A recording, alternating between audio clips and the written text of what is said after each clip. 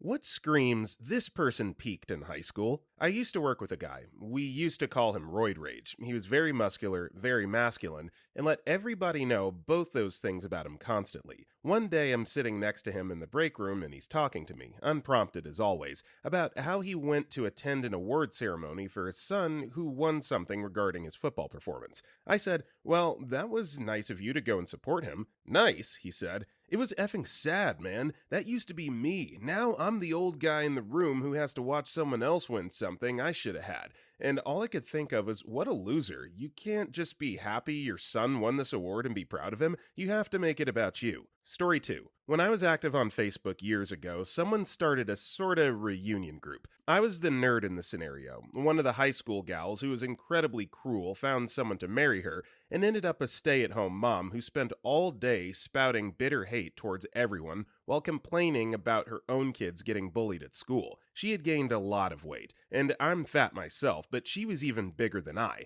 This gal would make the nastiest comments on my pictures to include my weight, which was hilarious considering her own size, insult my job, my husband, and talk about how I was still the ugly nerd. The moderators refused to kick her off despite this. She posted similar vile crap on others' posts too, so I ended up reporting her to Facebook security for cyberbullying just cuz and left the group. Now that her kids are in school, she got a job in the public schools. She's probably bullying other parents now for all I know. Story 3. I graduated in '05. I was sitting in a tire shop waiting for my truck to get done, and an employee slightly older than me walks up to me and asks me, with no previous interaction, if I played football in high school. Wondering where this was going, I responded that I did, but I wasn't great at it. He asked what school I went to, and I told him. Then he starts talking about himself, how he was all conference, and walking me through all of his high school accolades. I never asked for this conversation. I just sat there wondering why this nearly 40-year-old, wildly out of shape, tire shop supervisor was telling me all of this. Just as soon as it started, he bid me good day and walked off. It was bizarre. The best comparison I could make was that he was like the manager Dan from the movie Waiting.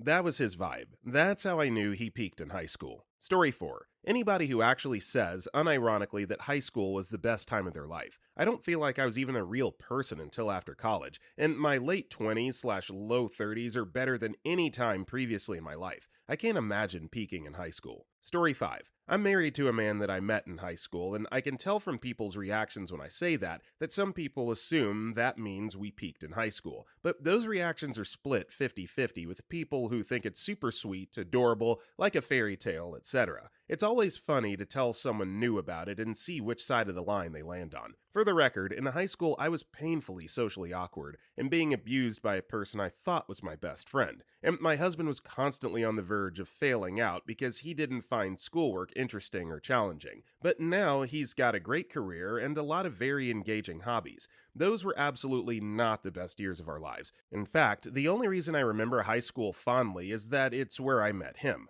Story 6. I had a good time in high school, so I'm probably labeled as someone who peaked in high school by others. I've just learned to embrace it. I'm secure with myself enough to be satisfied with what I've accomplished afterward that I still put in the effort to organize the band alumni night every year. Someone's got to do it, and it's something I enjoy. But I'm also personally involved with organizing a lot of things separate from high school events, so it's just something I've always done. If you didn't have a good time and don't want to be reminded of it, don't come. Easy peasy. If you want to see your friends and support the current band, then come see me to get your name tag at the table by the band room. I'll be here with a pen. Story 7. As an immigrant who could barely speak English at the time, my friends made me realize to stand up for myself and my beliefs. I made friends through video games and grew to enjoy more games that I get to interact with other people. Being low income, I couldn't afford an art class, but was provided the possibility in high school. It was when I realized that it was my real passion, though I didn't make a career over it.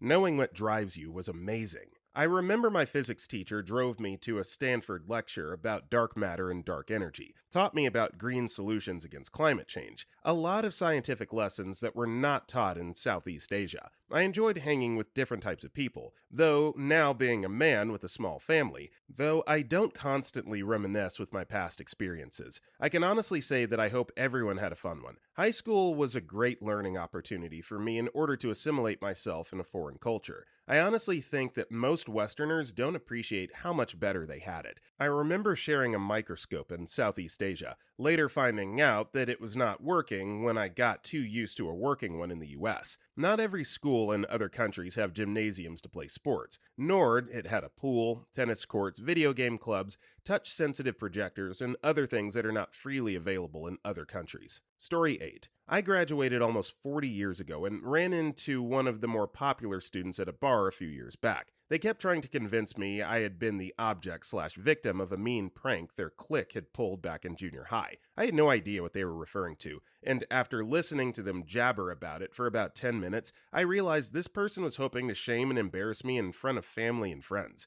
When they finally wound down after realizing I wasn't reacting in the manner they had hoped for, I told them sorry, that wasn't me. However, since they brought it up, did they ever stop to think that the person they were referring to did not deserve said prank? And weren't they a little old to be playing childish games at this point in their life, and that their current life must be pretty crappy if crap like this is all they have to offer? I ended up by writing, "Do I like you? Check yes or no," on a napkin with a big old check mark in the no box. They turned bright red and slunk off, giving me dirty looks for the rest of the evening. Sheesh. And no, whatever they were referring to was not me. I still have no idea what they were referring to. Yeah, so this is a good point. I mean, if you graduated 40 years ago, that makes you late 50s, early 60s. Why are you still holding on to like high school grudges and thinking that anybody cares about what you did back then? Come on, let go, move on. You're about to retire. Story 9. My ex had football awards, the hot bombshell girlfriend, parties, popularity. How did I know? Because he bragged about it constantly. After graduating, while training to be a professional athlete, he got seriously injured, so the dream was over. He went to university, but did nothing with the degree,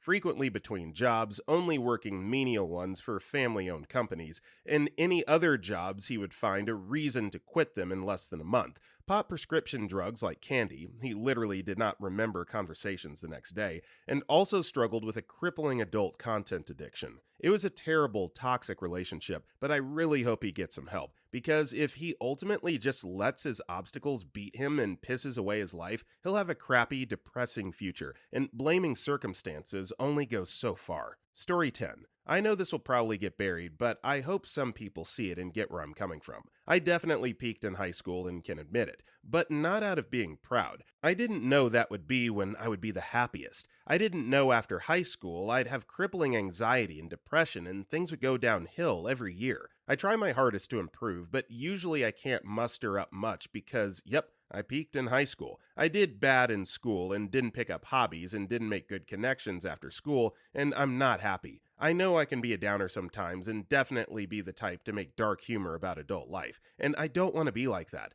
I also didn't want to peak in high school, and I wish I'd known I needed to work harder to have a better adult life. I think about this crap every single day, and it depresses the hell out of me even more, leading me to make even less progress. I'm embarrassed every moment of my life of the person I've become, and nowhere near close to my dreams. Whenever Reddit brings up the whole peaked in high school, it's always talking about how they were the bullies or their trash, things like that, and just generally making fun of these type of people. But I think y'all need to stop being so harsh. I didn't have much growing up or anyone as a good role model, and I was encouraged to party and date and care about my looks. I wish I had been pushed to focus in school and told how good my life could be in the future. Then I had some tragic events later in life to really take me down a bad path. I don't think most who peak in high school choose that for themselves. Life rarely goes how it's planned. Some people don't get set up for their adult life or taught how important it is. TLDR, if you think someone peaked in high school, maybe recognize that means that they've not got to live a happy adult life. Maybe some by choice and are a-holes, but mostly not. Mostly it's because of circumstances of life.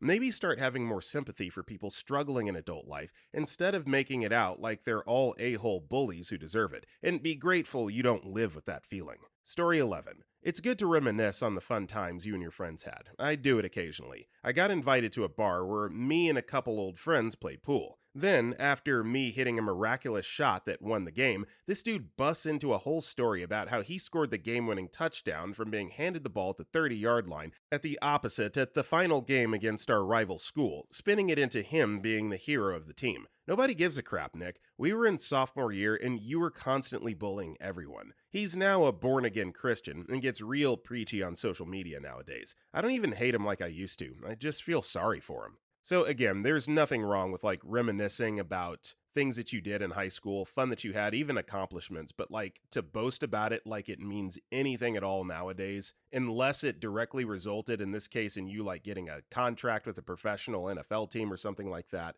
just keep it to yourself, man. No one wants to hear that. Story 12. A lot of popular kids from my high school apparently married another popular kid. There's this sleazy douchebag in my grade who made constant perverted jokes, hit me in the nuts with a hockey puck in gym class, and his dad tried to run me over with a car randomly once by trying to pin me against a dumpster. Somehow, he married the most beautiful girl 2 years above us, who was stuck up and classy and looked like Julia Stiles. By knocking her up, and I guess their rich Catholic families threatened to disinherit them if they aborted. They still live in our old hometown, him with a beer gut and harassment suit for a workplace affair, her still good looking but somewhat trashier and worn down now. I only saw this through social media. Neither had any use for me other than puck targets. My life peaked in California between 2014 and 17, or maybe the past 2 years in Florida until my breakup last month, many years after high school. Story 13. It's funny, I still live in my hometown and in my 30s, but I've boomeranged back here. It was a small city that's grown into a medium city and now one of the fastest growing places in the country, the Raleigh area. When I was younger, I wanted to move away and thought this place was boring. Now, there's lots of economic growth and jobs, and my industry is strong here. It's not New York City, but having worked there a stint and had my fun, at least could afford to buy my place here, which was my main reason to come back. I don't run into old classmates anymore since the town has grown, but once in a while you hear about so-and-so. I didn't hate high school and had an enjoyable experience. I look back fondly, but never went to my 10-year reunion and don't ever plan on going. For me, I feel like my best years are ahead. Story 14. In my country, you can't really peak in high school since our school system and culture is different. I do, however, see examples of people who don't really evolve as a person as years go by. It's not so much that they peaked at any point, they just never left the comfort zone and did anything more with their lives. They still talk about the same things in the same way they did when they were 22, but now they're 30 and they just don't have any prospects. For me, it's a bit difficult to be around people who's like that. I've had close friends where, after we got our degrees and life started, they remained the same while I changed a lot. Having conversations with them is very difficult because it's just the same mindset and no new thoughts. I don't really understand how someone can get stuck like that. I'd say someone can get stuck like that by not venturing out into the world and seeing more of it. It's the people that still live in the same town that they grew up in. If they went to college, they stayed local, that just never really get out of that bubble, that often just fall into the monotony of doing the same things over and over, and they're still the same that they were when they were teenagers. Just a thought. Story 15. A few months before I met and began a relationship with my girlfriend, I went on a date with a woman who literally spent an hour of our dinner walking me through the plot of her high school plays, her role, backstage drama, etc. I kept trying to change the subject by asking her about her job, career ambitions, I was 24 at the time, she was around the same age, hobbies, etc. Nope. Wanted to talk about some crappy production of Peter Pan from grade 9 where she got to be Tinkerbell. After a while, I tried to get the check so I could pay just to end it. It was then that I found out her brother was a cook at the restaurant, so we were in no rush to pay and leave. Great. Story 16. I went to high school with a future millionaire con man, but I saw who he was in high school. My school is private and had 100 or so people in each class, so of course everyone knows every other student. He's one of those emotionless capitalists like Mr. Burns who came for money and wanted more than thinking of others. For some reason, he and I were on friendly terms despite me never trusting him. He got into one of these top business colleges in the country and arrogantly at graduation on stage revealed the school he was going to with a t-shirt underneath his gown of the college he went to. Fast forward to college, he gets kicked out for cheating in business school, cons wealthy people in town to put up capital to his real estate business, buys up property all over town with said money, opens up a bar which got shut down by the state alcohol commission, and is currently being investigated by the FBI for fraud, and his personal life is worse, dealing with his ex and the kid he had with her. I believe this explains why he skipped the first high school reunion. Story 17. Reading these comments makes me grateful that I moved out of my hometown after graduating from high school. I never went back, except to visit my parents, who later moved out upon retirement. But once, after going to college, spending a few years in the Air Force, and having lived in Spain, England, Guam, and Thailand, primarily military, and so on, I walked down Main Street back home during a workday and ran into Rich, who was a high school classmate. He was staying warm, leaning against a brick wall on the sunny north side, and said, "Hey, I haven't seen you around. What have you been doing?" I couldn't think of a thing to say. How do you sum up a few years without sounding like a jerk? I just said something like, "I left town after high school and I'm just visiting my parents." It was chilling to think that I could have been him holding up a brick wall if things had gone differently. I felt sorry for Rich. I kinda still do these many years later. Story 18. There weren't really any mean girls at my school, but thinking about it now, the nature of both boy and girl teenagers, those groups can be very dangerous. In high school, a group of us would go to Mexico to drink. Drinking laws are 18, but with fake IDs, the bar owners didn't care. Money talks. Thursday, Friday, and Saturday, we were in Mexico drinking liter-sized Corona beers. There was a row of bars and dance clubs, cheap booze, revelry, mirth, and joy. These were feelings, not people's name, made everything right. A slight risky edge of being in a foreign country made it worthwhile. Our group of 5 to 6 ended up graduating and then moving up to drinking at the obligatory college frat parties.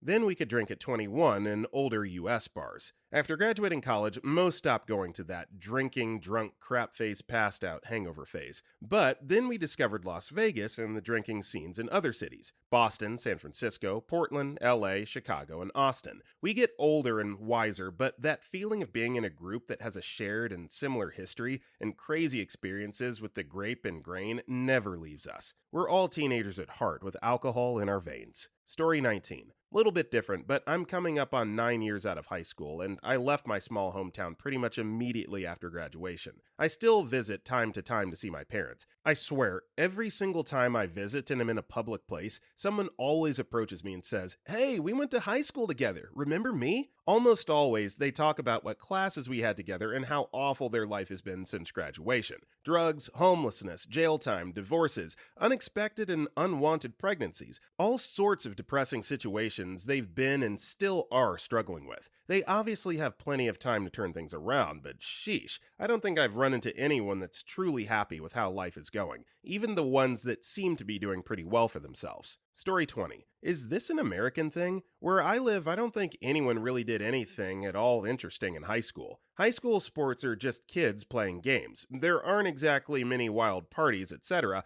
because our houses were not available for that. And I guess we couldn't drive ourselves to them anyway because high schoolers only have learner's permits. We don't drink alcohol or do any drugs. Maybe some kids, but it wasn't common. We didn't have money for that. Probably only deadbeat kids who could steal drugs from their deadbeat parents had them. There was just going to school, doing dumb stuff in the playground. We used to put firecrackers inside apples and toss them high in the air above crowds, and sitting in Hungry Jack's mixing together free refill soft drinks in abominable ways. It was nothing like you see in American movies. Are those even vaguely realistic? I always assumed it was just made up for the drama. So in short, no one peaked in high school because high school is pretty boring. Perhaps it was just my school. It was kind of lower middle class public school in the outer suburbs, so we were kind of poor, but not desperately so. I hear that the private school kids with rich parents did more drugs. I guess maybe they had the cash. So, while I would say that high school in America, just speaking from my personal experience, I wouldn't necessarily put it on the level of drama of like a movie like Grease,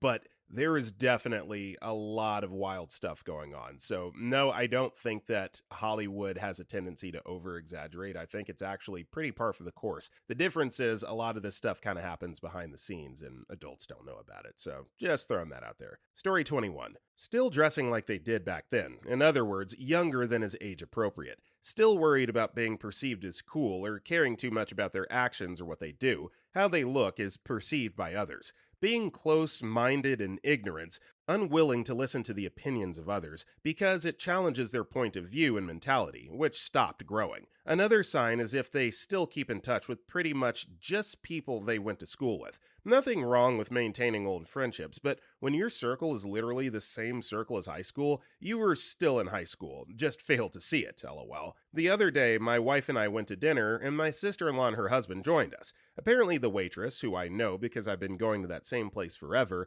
went to high school with my sister-in-law. She didn't recognize my sister-in-law, but my sister-in-law did. So my sister-in-law starts saying hi and talking to her and says, "Don't you remember me? I'm Sally, name changed." As if she were Elvis or Madonna on a one-name basis, and as if people's lives stopped in high school, and as if people were wondering whatever happened to her, lol. It was so embarrassing. Story 22. Probably a really unpopular Reddit opinion, but here goes. If they have no ambition for a career and or aspirations such as owning a business or becoming a prominent person, and essentially just wanting to get by week to week and want to survive on a McJob or a dead-end job. I know most people who read this question want to see responses pointing out all the jocks, Stiflers, dude bros of the world who deserve their comeuppance, or the people who live in the past, but I'm sure most people are already stating these. I wanted to do a more novel take, and if you think about it, people who just want to survive and have no ambition or aspirations,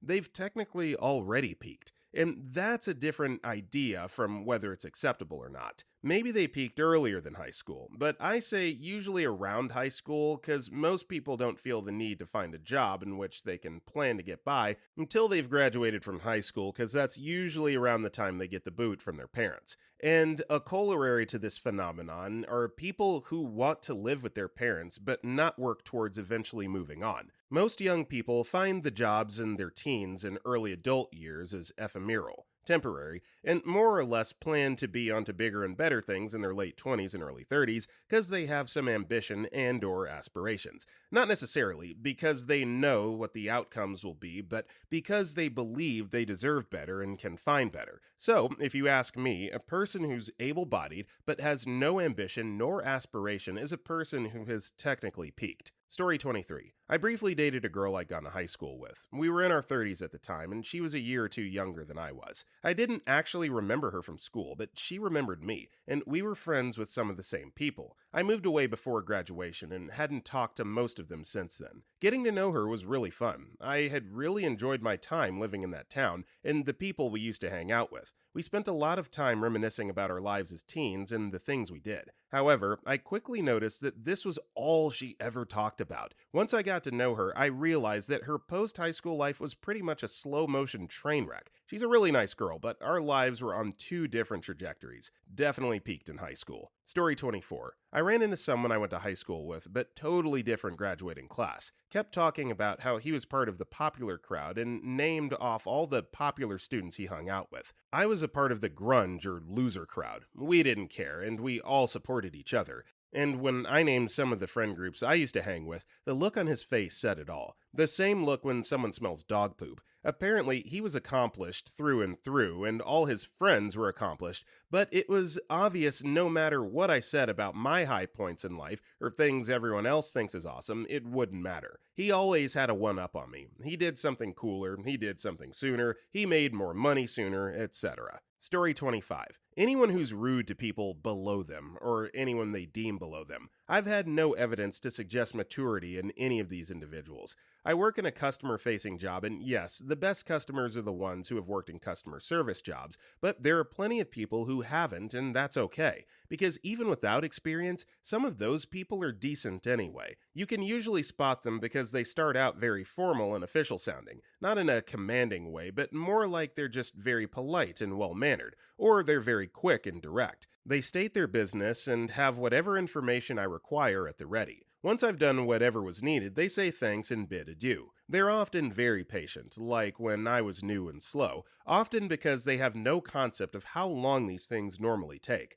There's a really waspish lady who calls in a couple times a week. She's born of money, goes to college, and lives on allowance or whatever paid by her parents. She doesn't talk much, but is very polite and cooperative. Even when she has issues, she's easy to work with. Her parents are likewise very pleasant. The mom likes to talk your ear off, and the dad heard my dog bark in the background once, and ever since then, he asks after him. LOL. Story 26. Right after high school, I attended a community college because I didn't have the support to apply a better one and pay for it. My grades in high school weren't fantastic because of crappy poverty family circumstances. Anyway, I'm at a community college and I'm working in registration as a part-time job. A girl from my high school came through the registration process. She's always been one of the cool girls, who you always thought did really good in school because they're always chosen for everything, and certainly didn't look like potential dropouts. She came to my table, and I wondered if she said anything or recognized me in any way,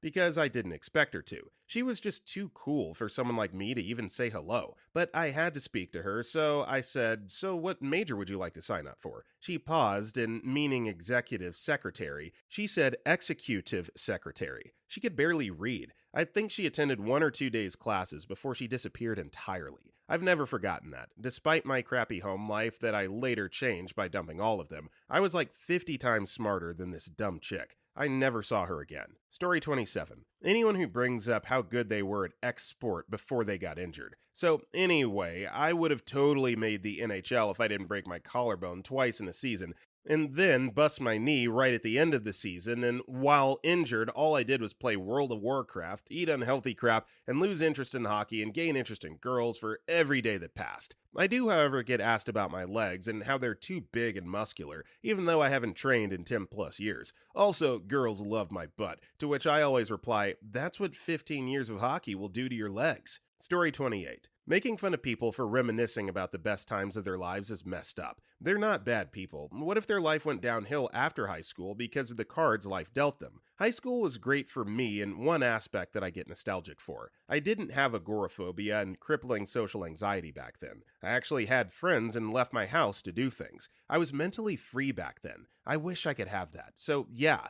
I talk about those days with happy memories because they really were the best days of my life. School also helped me get away from my abusive family. I had something to escape from back then. The avoidant temperament actually had an enemy, but now it's just an entire outside world. Don't judge people. You have no idea why they miss what they miss. Story 29. In my senior year of high school, I had a friend named Adam. Adam was a really nice kid, always talked friendly to people. He was just a flat-out good person. He always hung out with me, my girlfriend, now my wife, and my younger brother during lunch. One day, Adam did something so crazy that all the kids in school were like, "Whoa, did he just do that?" On that particular day, some kids were teasing him around and making fun of his younger brother, Henry. When he told them to knock it off, one of the bullies punched Adam square in the nose, and the blood just came out. When he looks and sees the blood, he quickly snaps back up and screams, "That's it!" Then proceeds to beat the guy up in front of hundreds of students. They were all so shocked to see Adam act in such a way that the bullies ended up getting suspended for 3 days. Never get on Adam's bad side. This was 1991, Florida.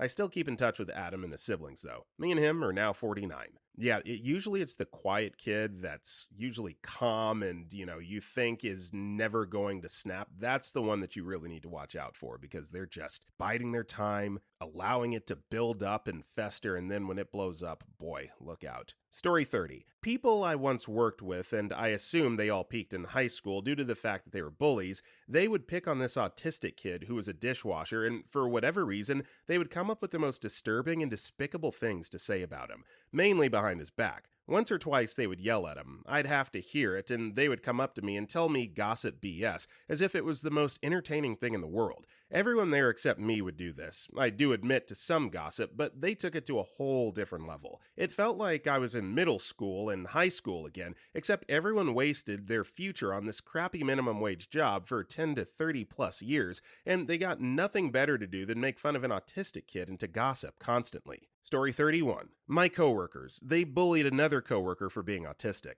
They always like to talk about inappropriate topics, like eating ass, huge topic that returns daily. They like to talk about drinking all the time. They would also drink in high school. They try to insult my hobbies. D&D takes imagination. I'm so sorry you lack any. They try to talk up their hobbies. Fishing. Oh boy, so much doing. So fun. These people purposely exclude me, never inviting me to drink, not creating the stupid celebrity look-alike thing everyone in the room has except me, and trying to say I'm always leaving early when I leave when they do. So I started leaving after them so I have peace and effing quiet. I'm not actively looking for a new job, so I've not even had this job for a year, and it's a high paying engineering job, but after 3 years, I'll probably leave the department at least. Story 32. I was friends with the mean girl in high school. She was mean to everyone, including our friends, but out of our friends, she was the most mean to me. She had our guy friends create this little weird club with her and specifically told them I couldn't join.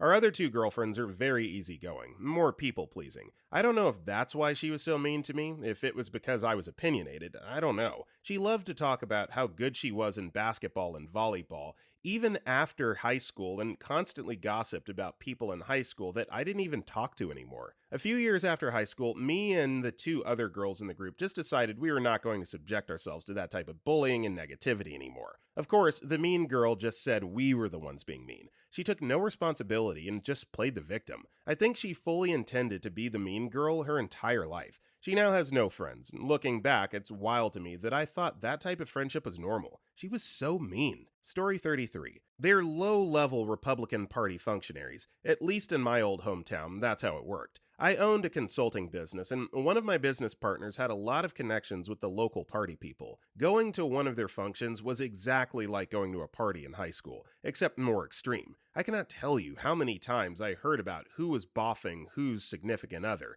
This scandal, that scandal, mean girl crap, and other sorts of bullying. It was pretty pathetic, really. There were some pretty solid Republican politicians around there whom I could respect. Most have since quit the party, but they never showed up for any function, not once. The Democrats, on the other hand, were quite different, less amusing, but a lot more serious as a rule. They were all business, though some of them were kind of nuts. Story 34. Reading this, I realized my boyfriend's mom, from when I was 20, peaked in high school. She has 10 kids and was wildly obsessed with getting them into fancy private high schools on scholarships. She was also bizarrely obsessed with each and every high school drama a kid brought home. She was also still angry at her oldest, my BF, had a townie scholarship girlfriend in high school. He should have aimed higher. She also didn't like me. All our conversations were monologues of her listing her kids' achievements, name-dropping the famous kids they went to school with, etc. I was at dinner with them one night, eating my food, smiling and nodding as I pretended to listen to her stories,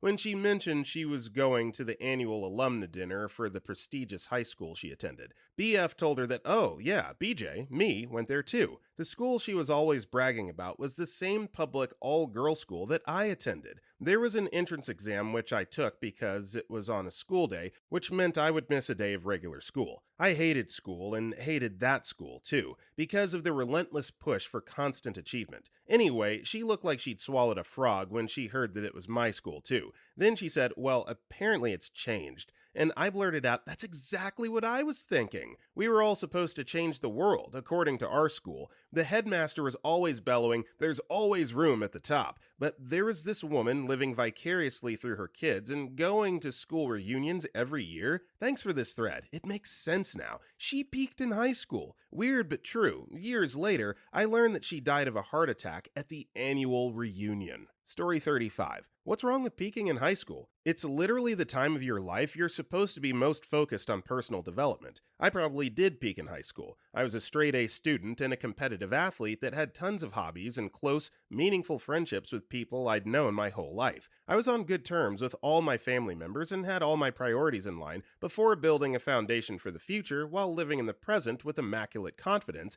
that at that stage I was doing all the things I should be doing exactly right. I was physically and mentally the most well of my life. In college, I continued to perform well, but many relationships became more fleeting and superficial. I had a go at romantic relationships, ineptly figuring out the hard way how to be in one, and I continued being mostly at the top of and on top of academics while doing athletics more casually, though frequently. One gal year at a first job was not really pushing anything forward other than entertaining myself with new friendships all over again, which I did well, but struggled directionally, feeling grounded until getting into medical school during that year, which was my focus. Medical school was tough, even for a gifted academic, because I had no medical background or mentorship to lean on. Surgery residency was god-awful torture. Literally, no one should want to do it, ever. It's the hell of no sleep with no weekends or holidays off, and barely vacation time lasting over half a decade with no real compensation relative to outstanding expenses, putting you in a financial hole. You get treated like a literal prince by outsiders who see your selfless service, though, and the world takes care of you through your misery. Residency kills marriages and family bonds, that and starting practice afterward. The struggle is mighty. You don't have time or energy for loved ones and work and sleep. It's a constant trade-off. The forever relationship has a high point, as was having children, but life never really gets easy when you aim high and have the highest forms of professional accountability. People kind of respect what you can do, but they cannot imagine the difficulty of becoming or continuing to do that type of work with its constant emotional, compassion, and executive energy strain. It's good that you feel a strong sense of purpose and actualization about your contributions, but the ebb and flow of positive and negative aspects swings really wide. So, yeah, I went far, but definitely in some respects still peaked performance and potential and general enjoyment of existence back in high school. Story 36. Currently a senior in college, but those kind of sorority girls who still follow all the latest trends and scoff and look down on anyone different just seem so incredibly childish. But I'm alt, somewhat queer and neurodivergent. I act funny, so I draw a lot of scorn from a variety of people and ages, since I live in the deep south. Also, I have a friend in their 20s now, I think, who left a letter on my doorstep in the middle of the night about why we couldn't be friends anymore. Very harshly worded, and although they made valid points about things I needed to work on, a lot of it would have been fixed with a simple conversation, such as their issue with my using the pronouns they had told me I could use for them, but really, without ever telling me, would have preferred I use different pronouns. 2 years into our friendship, they said I could use either she, her, they, them pronouns with them, and it didn't matter which. Choose to continue using she, her, as had been with their express permission. So instead of having an honest conversation or confronting me face to face, left a 4-page angry letter on my doorstep about all the reasons I was a terrible person and we couldn't be friends. I should say, I've had plenty of friends who expressly prefer they, them, or he, they, or she, they, and I gladly use their preferred pronouns. Was not a homophobic or transphobic issue. Friend just gave me a choice and expected me to read their mind. TLDR. Basic women who are judgmental about people being different. Friend sent me an angry breakup letter on my doorstep in the middle of the night because I didn't read her mind about which pronouns they wanted me to use. Story 38. A guy graduated 2 years before me, in 2006. He got a job as a school narc my senior year. Basically, a job that's somewhere below security and barely a step above a student. We had our 10-year reunion last year in the school gymnasium, and there he was, with his sunglasses on at 8 p.m., sporting a sweet Flavor Saver and Dickies shorts, with his black socks pulled up to his knees, as was the fashion for all the bros at my high school when we attended. He was making his rounds, trying to enforce every single rule that was imposed on students. Meanwhile, we were all 27 to 29 years old, and nobody was taking his crap. Eventually someone told him, "You were an effing tool in high school, and nothing's changed. Get lost, narc." He then started listing every girl he boned in high school. It was hard watching that guy spiral so hard while everyone was laughing at him. Edit. A Flavor Saver is a nickname we give for the patch of hair that grows directly under your bottom lip. It's a flavor saver because when you go down on a woman, the juice gets in there and you can taste it later. It's just a joke we say because it was very popular amongst the bro crowd in high school. Basically, a guy who tries really hard to be hard-ass because they couldn't grow beards or mustaches but could attain one of those. Story 39. Some of the popular girls from high school still get together very frequently, and you see updates of it on Facebook. I also keep in touch with some friends from high school, and I think that that's nice. However, one of those friends of mine once ran into them during one of their get-togethers. He said hi and happened to be sitting not too far from them at the bar. He said that all they did for the whole night was talk about high school. They looked up old classmates on Facebook, laughed at them, called them names, looked at their spouses, and called them names too. They still thought themselves the popular kids, as if they still had some sort of influence on all these people. Everyone has moved on, done interesting things in their life except for them. They're just rehashing old drama and old rumors. One of those girls had a small bit of success as a photographer in high school. She won a couple contests that were aimed at teenagers, and her photos aren't bad. Her parents turned this into a very big deal. Her friends all wanted to be in her photos, and she was dead set on going to art school and getting the recognition she deserved. I don't know if she ever made it into art school or if she dropped out, but she definitely did not become a photographer. Instead, you see her launching some new startup business selling asinine live, laugh, love crap about once a year. Story 40. I have a friend. We'll call him Dave. That isn't his name because his family is Iranian, but we'll call him Dave. I also went to school with another person who I'll call Jerkhead because he's a jerkhead.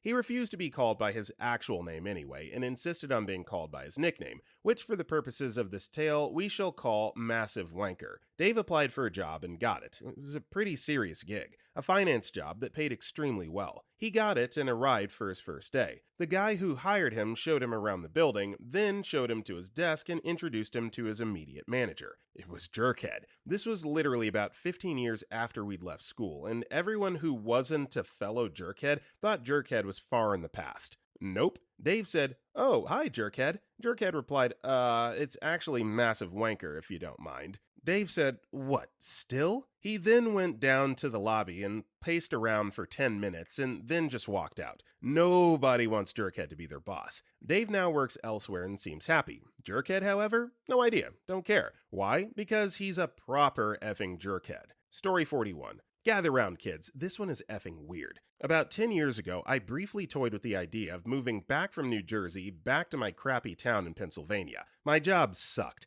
I needed a change of scenery, and there was this really good opportunity, surprisingly, back in that crappy town. We're talking $10K more in pay, cheaper living, closer to family, and what few friends I had left from high school. This, I should note, was when I still had my high school on my resume. I show up for the interview, and the hiring manager has a effing shrine to our high school in his office. Football jersey bearing his name is framed and hanging above his desk. He has pencil cups with the school crest on it. He has mugs bearing the school name. The first thing that jumps out at me is, where did he get all this crap? We didn't have a bookstore. I have no idea how you would acquire a high school mug or a pencil cup. Yet, there they were. This guy was elated when I sat down and began talking about high school, asking me if certain teachers he had were still there when I went. He had about 25 years on me. Some of them were, as they were fresh out of college when he was in high school. After about a half hour, I ask him if he has any questions about, my experience or skills. He waves his hand and says, "Nah, man, don't worry about it. You can handle this job."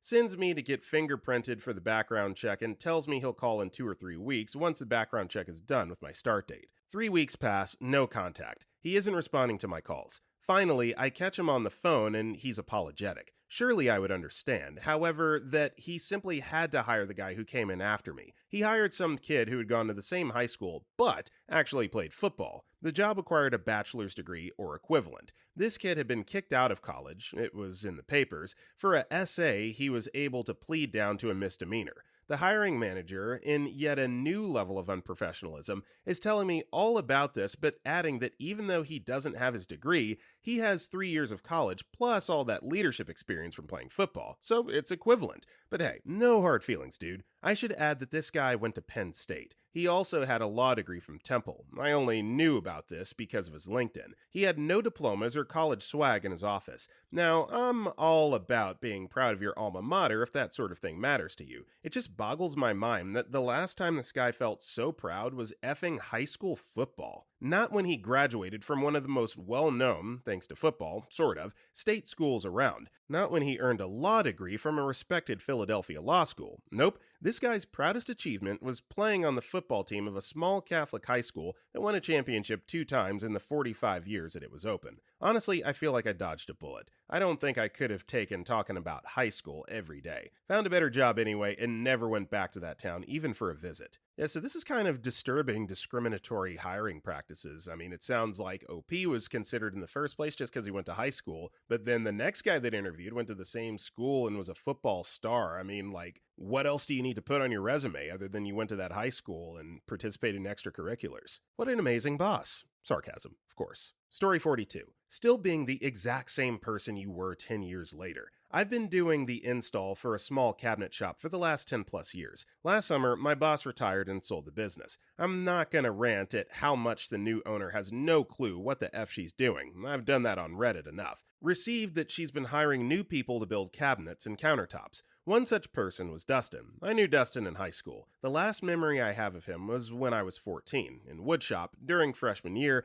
getting yelled at by the teacher for being a lazy kid. I'm 30 now and I've changed. I've matured. Dustin is also 30. He hasn't changed. He hasn't matured. He lasted 2 weeks at the cabinet shop, and he was fired for smoking on the job, being on his phone all the time, leaving in the middle of the day to get cigarettes without telling anyone. He told me multiple times that he was going to be the head installer here, a position recently vacated by my father, who had been, unjustly, fired a month before. I work with another guy I went to high school with, Chad. Chad has his crap together. He's been here 12 years and acts like a professional, most of the time. Dustin also tried to get me fired on his 6th day here. He didn't like that the short, fat kid he used to bully in high school was trying to teach him the way my company installs cabinets. TLDR, when people haven't changed in 16 years, they've peaked. Story 43. I friended a girl on Facebook that I remembered from high school. We talked a few times about meeting up and eventually did. After maybe 20 minutes of talking, I realized she did not remember me at all. I remembered her as the insanely applied smart girl that would go to some Ivy League school. We never really did talk much, but we were a small class, literally 65 of us.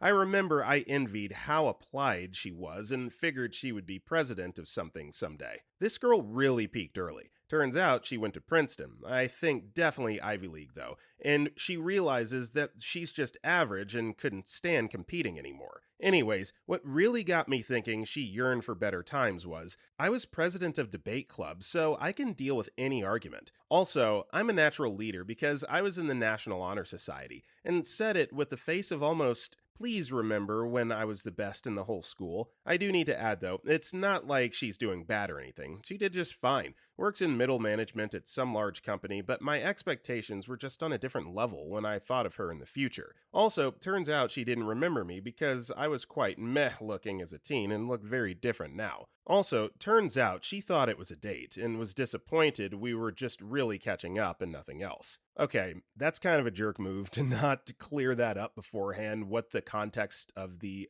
meetup was. Gotta admit, it's kind of weird hitting someone up after so long and asking if they want to meet up somewhere just to talk and catch up. Like, you could do that on Messenger, just saying. Story 44. A friend of mine from high school got in contact with me a few months back and asked me to come to his engagement party. We'd grown up together, so it made sense. I show up and it's like a high school reunion on our side. 6 of us were his guests and his fiancée had 10 plus guests. Anyway, as the night rolls on, I find out that none of us had spoken to the guy since high school, and after speaking to his fiancée, they'd only met a month before the engagement. Not hating on my friend, but I do feel genuinely bad for him. Guy hadn't made any friends since high school, and the one person who showed interest in him, he asked to marry him. They seem happy together though, so it's not my place to police his relationships. Story 45. With hindsight in secondary school, high school to the Yanks here, I was the typical, socially isolated teenage male. I had no friends and was never invited to any of the events attended by any of the cool kids. The strange thing is that I was never really bothered by this. At some point, when I was about 17 or 18, I decided it was time to make a change and did. That's another story though. One of the reasons for my isolation was the fact I was extremely eccentric. Still am, just learned when to utilize it. This painted a large target on my back, and certain classmates, including one that we'll simply call Ben,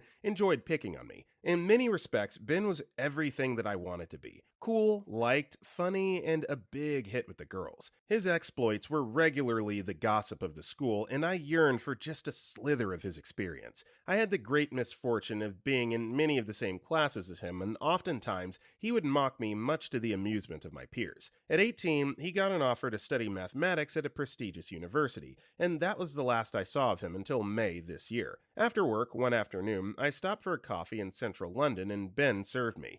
I really don't hold a grudge against him, so we spoke for a while. He apologized for his treatment of me all those years ago. It turned out that he had struggled to adapt to life at university, failed to meet the academic demands, something that regular drug use did not help, and subsequently dropped out. As such, he had bounced between various low paid jobs and struggled to find any grounding in life. I found this very surprising. He was an extremely intelligent guy. If you had met him in secondary school, then you'd have been convinced he was on an upwards trajectory. I didn't feel any sense of satisfaction, just sadness that his life hadn't turned out the way he wanted to thus far. Story 47. I don't know about that, but I often believe that I could have peaked in high school, at least academically. TLDR, Chapter 3 from The 7 Habits of Highly Effective Teens should be taught in school. I was just very lost when it came to time management. I had dreams to pursue animation at the time, yet I apparently didn't grasp that was a long-term goal, and my short-term goal was to listen in class, take notes,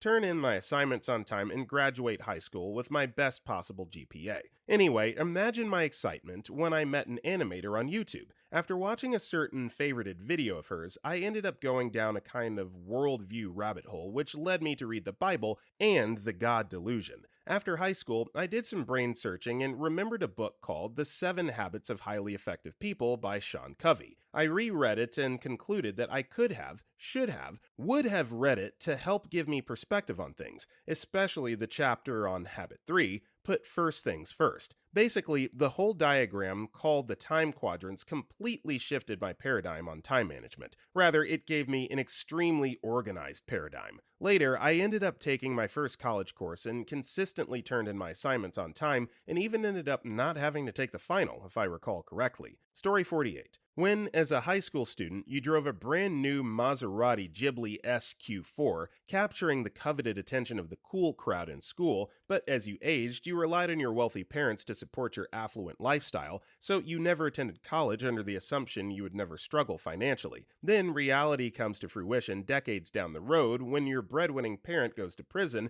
for being a piece of crap embezzler, and you lose every cent to your name, and now you have no means to support yourself, not even a part-time job. So you get a part-time job working at Chuck E. Cheese cleaning the ball pit. McDonald's denied your application, and you end up getting pink eye from the bacteria, and subsequently end up losing your sight in the affected eye because it happens not to be bacteria at all, but the herpes virus that effectively ravages the integrity of your optic nerve.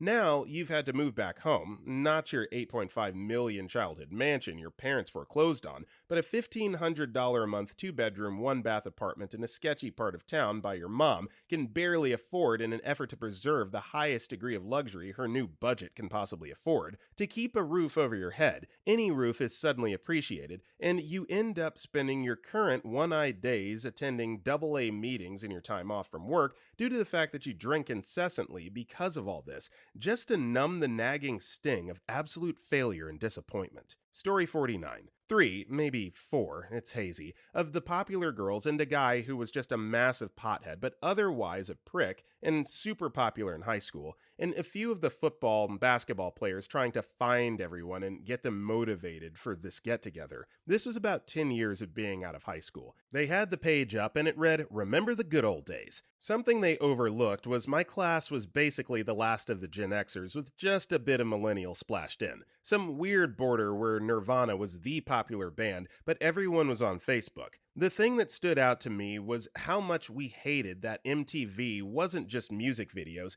and they were starting to incorporate actual television into their channel. One thing was absolutely true. If you weren't one of the popular kids, you effing hated our school system. Everyone wanted to just forget it. Anyway, the entire thread on Facebook devolved into everyone talking crap directly to the ex-popular kids and talking about how whiny they were in real life. One of them actually threatened a few of the old nerdy kids, and the now ex-nerdy kid just replied with, "What are you going to try to do? Beat me up and bully me like you used to? You're aware that my dad was on drugs when I was in high school, and all you did was rub that in.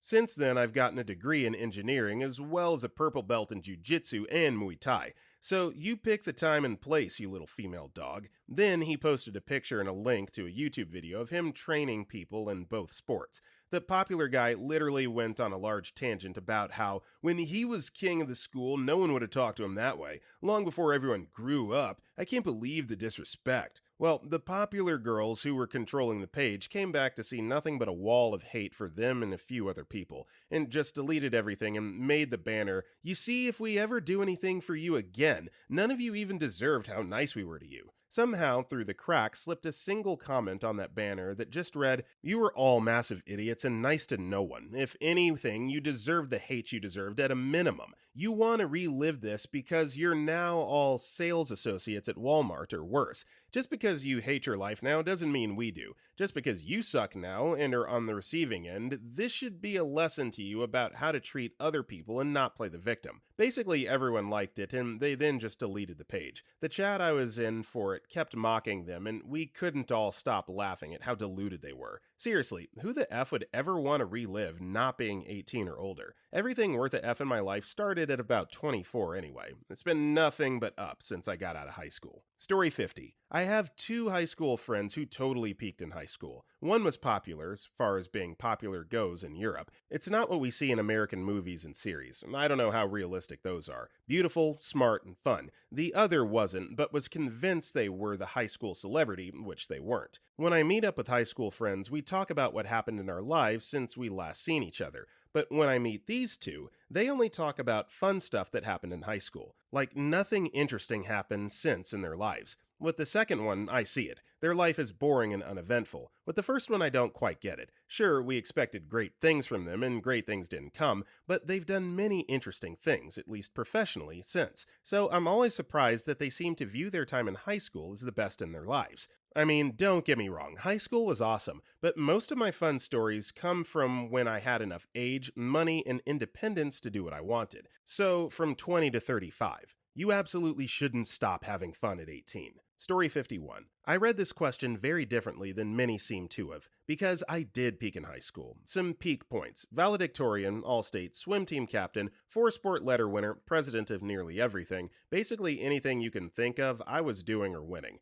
I had my own keys to certain parts of the building, so I could work early or late on weekends. And I hated myself totally and was effing miserable all the time. Maybe like most kids? I don't know. For a long time, I thought being in the closet was the primary driver behind those times. The desperate need to succeed, coupled with an even more desperate need to not enjoy myself too much. This was 1990 to 1994, so olden times for most here and centuries old for LGBT plus people. Eventually I mellowed out, came out, got married, 20 years in March, had puppies, had a pair of moderately successful careers, but nothing like when I was at my peak. But I still hated myself and was miserable. I've just been diagnosed with bipolar with parapsychosis, which means I know the hallucinations are hallucinations. And it's pretty clear that I've been experiencing it, unknown and alone, since my junior year of high school. The sleep depressions, the weeks of unlimited energy, the critical screaming voices, the scribble fuzzy spiders, the werewolf, the Edwardian ghost by the fireplace.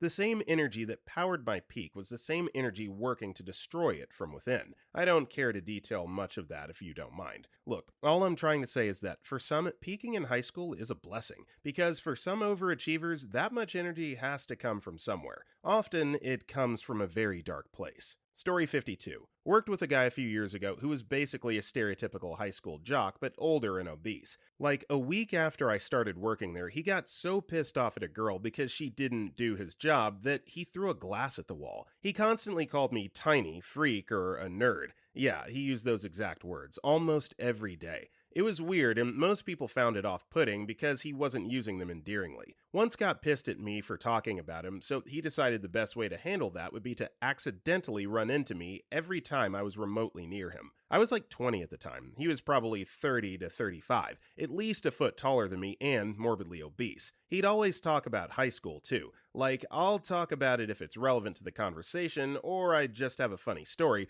but dude would interject it into conversation way more than a 30-ish-year-old dude should be. I can't think of many conversations where he wouldn't bring it up. He was also really creepy when talking about his teachers, but that's not entirely relevant. I just personally found it weird. Luckily, apparently a few people reported him for throwing things and he got demoted and moved to a different store location. But I wouldn't know for certain because I left before that happened. Story 53. It's been 20 years since I graduated. In fact, this year's the 20th and I'm probably actually going to this reunion. Not my tenure. Too many things have happened, as I was a very late bloomer and a kid all through my 20s. Luckily, I didn't have Facebook and social media around when I was in school, as the internet was just starting to take off. We had E-Bombs World back then, which was about as close to Reddit as we had. I've kept in contact with a few people over the years as I spent 2 years in one state and 2 years in another. It always fascinated me how the people who were crap to you in high school don't remember any of it, but the people you were nice to do.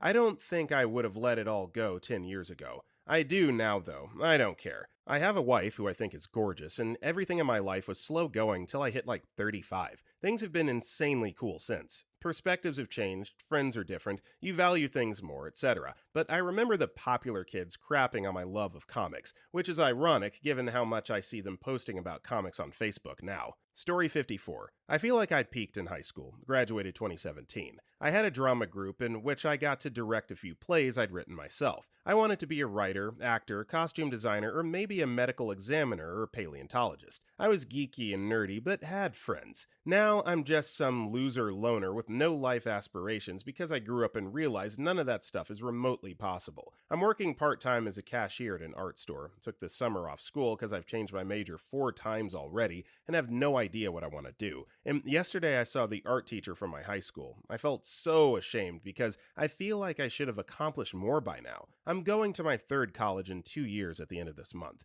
Anyway, I peaked in high school and will probably never accomplish anything or have friends again. Listen, you just need a pep talk, my friend. You've got plenty of time. You're young. Taking time off to just kind of pause and reflect is absolutely the right move. Don't give up. You will find your way. Those hobbies, those passions will come back to you and you'll find your calling. Story 55. Ugh, the drama. I've worked with a few girls, and I say girls because man oh man were they childish.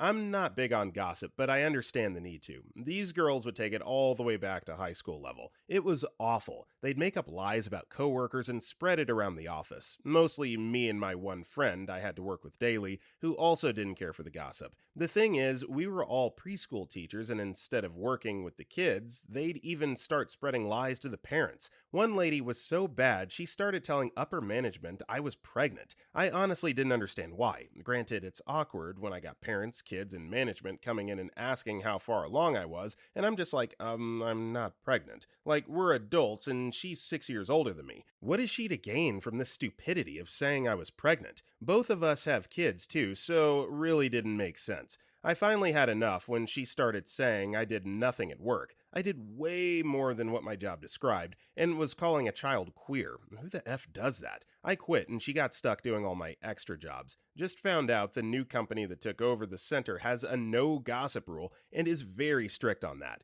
And she got sent to another local center away from her friends where they also enforce cell phone jail, i.e., clock in, phone turned in at the office, only get to use it on breaks, so you actually have to work with the kids, and no play on your phone like she did. It's hilarious to me that karma's kicking her right in her overworked mouth. Story 56. People who still visit or hang out at their high school or high school events after they've graduated. When I was a freshman, there was a senior who was an aspiring singer or rapper. He was very popular and would always promote his SoundCloud music on social media, and performed at some school-related events or parties thrown by other students. The school year following graduation, he would still perform or do little activities at pep rallies. He would still show up to the school every few weeks to visit teachers or hang out with his friends that were now seniors. Why are you still showing up to a school you no longer go to? He then appeared at both my sophomore and junior homecoming dances to perform there without any prior announcement. At the junior homecoming dance, he was eventually told after his second or third song to leave because school administrators monitoring the dance noticed that most of the kids were getting bored, which was making the event look bad since they increased the budget and spent a lot of money in order to make sure the kids would have a good time.